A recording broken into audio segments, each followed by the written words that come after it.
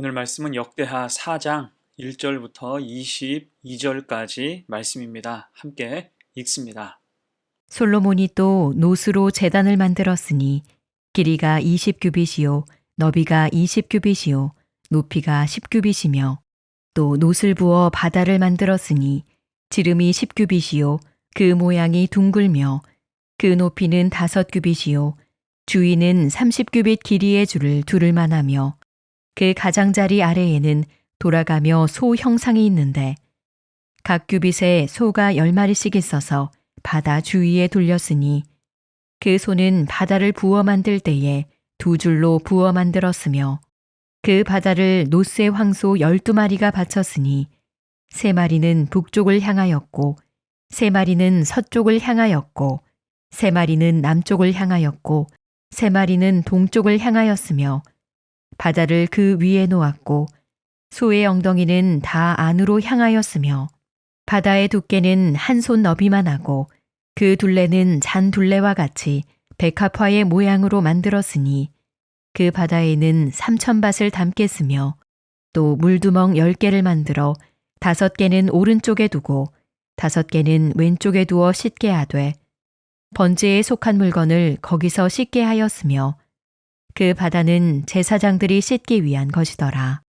또 규례대로 금으로 등잔대 10개를 만들어 내전 안에 두었으니 왼쪽에 5개요 오른쪽에 5개이며 또 상 10개를 만들어 내전 안에 두었으니 왼쪽에 5개요 오른쪽에 5개이며 또 금으로 대접 100개를 만들었고 또 제사장의 뜰과 큰 뜰과 뜰 문을 만들고 그 문짝에 노슬 입혔고 그 바다는 성전 오른쪽 동남방에 두었더라.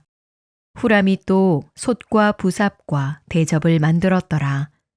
이와 같이 후람이 솔로몬 왕을 위하여 하나님의 성전에서 할 일을 마쳤으니 곧 기둥 둘과 그 기둥 꼭대기에 공 같은 머리 둘과 또 기둥 꼭대기에 공 같은 기둥머리를 가리는 그물 둘과 또 그 그물들을 위하여 만든 각 그물의 2줄씩으로 기둥 위에 공 같은 2머리를 가리는 석류 400개와 또 받침과 받침 위에 물두멍과 한 바다와 그 바다 아래에 소 12마리와 솥과 부삽과 고기 갈고리와 여호와의 전에 모든 그릇들이라. 후람의 아버지가 솔로몬 왕을 위하여 빛나는 노스로 만들 때에 왕이 요단 평지에서 숫꽃과 스레다 사이에 지늘게 그것들을 부어내었더라. 이와 같이 솔로몬이 이 모든 기구를 매우 많이 만들었으므로 그 논무게를 능히 측량할 수 없었더라. 솔로몬이 또 하나님의 전에 모든 기구를 만들었으니 곧 금제단과 진설병 상들과 지성소 앞에서 규례대로 불을 켤 순금 등잔대와 그 등잔이며 또 순수한 금으로 만든 꽃과 등잔과 부젓가락이며 또 순금으로 만든 불집게와 주발과 숟가락과 불 옮기는 그릇이며 또 성전문 곧 지성소의 문과 내전의 문을 금으로 입혔더라. 성전의 기구들이란 제목으로 말씀 증거합니다. 역대하 3장은 성전의 외형에 대해서 소개했다면 오늘 4장은 성전에 설치된 기구들에 대해서 말씀하고 있습니다. 사실 이 기구들은 현재 교회에서는 사용하지 않고 있죠. 그래서 생소하기도 하고 지금 우리가 드리는 예배에 견주어서 무슨 의미가 있는지 의구심이 들기도 합니다. 하지만 구약시대의 예배나 지금의 예배나 하나님을 향한 예배인 것은 동일합니다. 자, 그렇듯이 성전 초기의 기구들, 하나님이 명령하셔서 만들고 사용한 기구들을 잘 알고 묵상해 보면 귀한 교훈을 깨닫게 되고 현재 우리가 드리는 예배의 의미가 더 분명해집니다. 그 의미들을 함께 쭉 살펴보겠습니다. 먼저 성전 마당에 놓인 기구들이 있었죠. 그것은 번제단과 바다와 물두멍이었습니다. 1절 보세요. 솔로몬이 또 노스로 제단을 만들었으니 길이가 20규빗이요 너비가 20규빗이요 높이가 10규빗이며. 자, 이것은 번제단에 대한 설명입니다. 이 번제단은 노스로 만들었으며 그 기능은 희생 제물을 번제로 드리는 제단이었어요.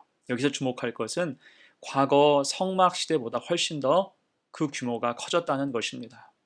성막의 제단은 가로, 세로 모두 5규빗, 2.3m 정도였지만 성전 시대 솔로몬 성전의 제단은 무려 20규빗, 약 9m 정도였어요.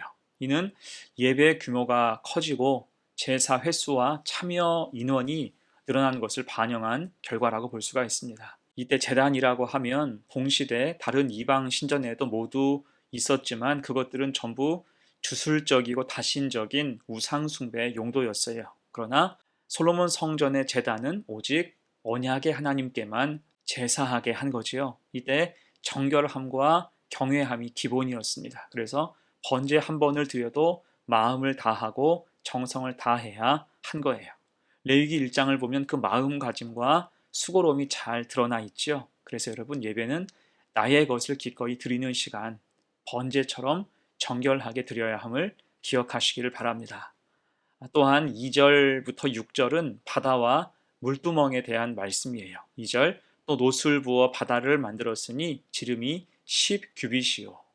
이어서 6절 봅니다. 또 물두멍 10개를 만들어 5개는 오른쪽에 두고 5개는 왼쪽에 두어 씻게 하되 번제에 속한 물건을 거기서 씻게 하였으며 그 바다는 제사장들이 씻기 위한 것이더라. 아멘. 먼저 물두멍은 성막과 솔로몬 성전에 모두 있었죠. 특히 과거 성막 시절 물두멍은 번제단으로 나아갈 때 제사장이 손과 발을 씻어서 정결하게 하는 기구였어요. 다만 솔로몬 성전 시대에 와서는 제물을 씻는 용도로 주로 사용했습니다. 대신 이 솔로몬 성전 때 새로 만든 것이 바다라고 하는 거대한 물통이었죠. 이것은 그 자체로 엄청난 크기의 물 저장소였습니다. 이것이 일반적인 물통이나 대야와는 비교할 수 없는 크기였기 때문에 마치 작은 바다와 같다고 하여서 그 이름을 붙인 거예요. 용량이 무려 7만 리터 정도였습니다. 그리고 이것을 12마리의 청동 황소상이 떠받치고 있었는데 이것은 힘과 풍요를 상징했고 내 방향을 향한 모습은 이스라엘 전체와 온 세상을 향한 하나님의 거룩하심을 상징했습니다. 물론 고대 다른 신전에서도 이러한 물 저장소가 있었지만 보통은 신상이나 제물을 싣는 용도였어요. 그러나 성전의 바다는 하나님께 드릴 제물이 아니라 제사장 자신의 정결을 위한 것이 주 목적이었죠. 그것도 물두멍을 발전시켜서 바다를 만들었으니 하나님 앞에서의 정결, 성결이 더 강조되었다고 볼 수가 있습니다. 곧 제물보다 예배자의 준비가 더 중요하고 우선임을 함의하고 있다고 볼 수 있어요. 자, 지금도 그렇습니다. 예배의 성패는 건물 크기나 화려함, 어떤 프로그램이 아니라 예배자의 자세에 달려 있죠. 준비 없이 대충 드리는 예배는 아무리 좋은 예배당에 있어도 은혜가 희미할 수밖에 없습니다. 대신 하나님 앞에서 겸비함과 사모함으로 정결할 때 어디에서든지 은혜가 넘치게 됨을 믿습니다. 그렇게 신실한 예배자, 정결하게 준비된 예배로 인해서 하나님 주시는 은혜가 넘치는 성도가 되시기를 축원합니다. 자, 이어서 7절 이하의 말씀에서는 성전의 여러 기구에 대해서 설명하죠. 먼저 등잔대가 있습니다. 7절이에요. 또 규례대로 금으로 등잔대 10개를 만들어 내전 안에 두었으니 왼쪽에 5개요 오른쪽에 5개이며. 자, 성막에는 등잔대가 하나였지만 솔로몬 성전에서는 10개로 늘어났습니다. 성전의 규모와 제사 횟수 증가가 반영된 거죠. 이때 등잔대는 성소 안을 비추기 위함이었습니다.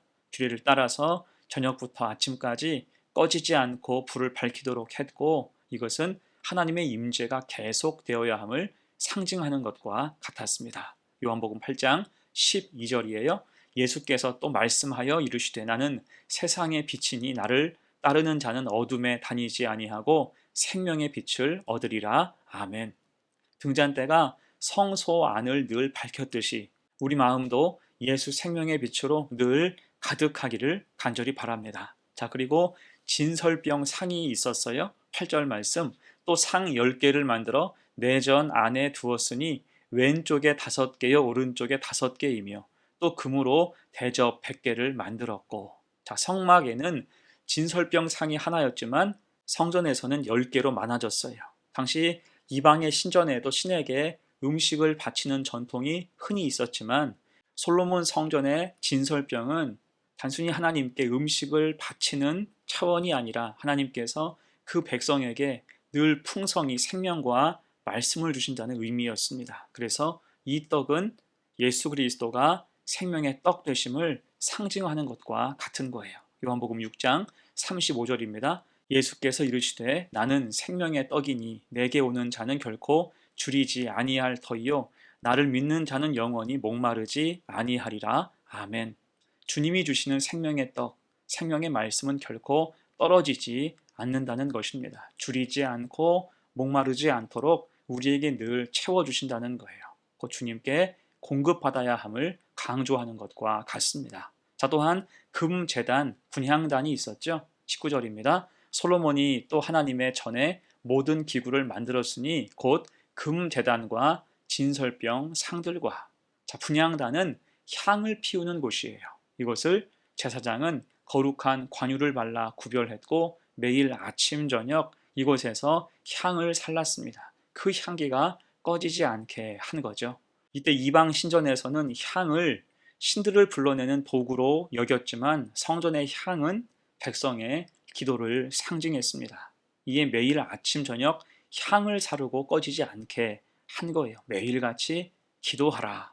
자, 그래서 사도 바울은 에베소서 6장 18절에서 이렇게 말씀합니다. 모든 기도와 간구를 하되 항상 성령 안에서 기도하고 이를 위하여 깨어 구하기를 항상 힘쓰며 여러 성도를 위하여 구하라. 아멘.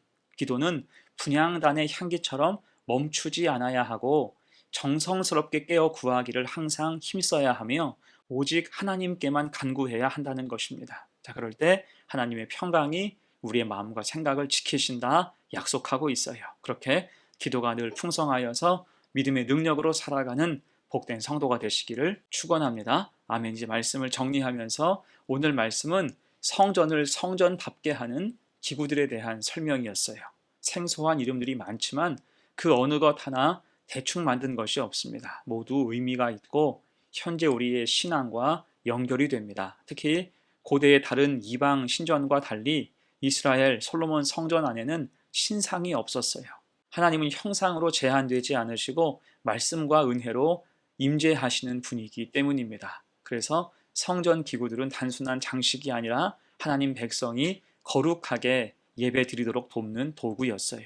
이 사실을 기억하여서 예배를 더 정결하게 잘 준비하고 말씀대로 순종하며 기도를 쉬지 않는 거룩한 성도가 되시기를 간절히 바랍니다. 그래서 하나님이 받으시는 예배를 드림으로 복을 받는 우리 성도들 되시기를 간절히 축원합니다. 아멘. 우리 함께 기도합니다. 하나님 아버지, 구약시대 성전을 채웠던 성전 기구에 대해서 배웠습니다. 현재에는 없는 이름이 많아서 생소하지만 그 기구가 담고 있는 뜻은 지금도 우리 예배에 유효함을 보았습니다. 당시에 신실했던 제사장과 성도들처럼 우리도 예배의 의미를 새기며 더 정결하고 거룩하게 예배드리게 하여 주옵소서. 생명의 빛과 생명의 떡이 되신 주님을 더 의지하게 하시고 늘 깨어 기도하게 하옵소서. 그래서 하나님이 받으실 만한 예배 받으시고 축복하시는 복된 예배자가 되게 하옵소서. 감사드리며 예수님의 이름으로 기도합니다. 아멘.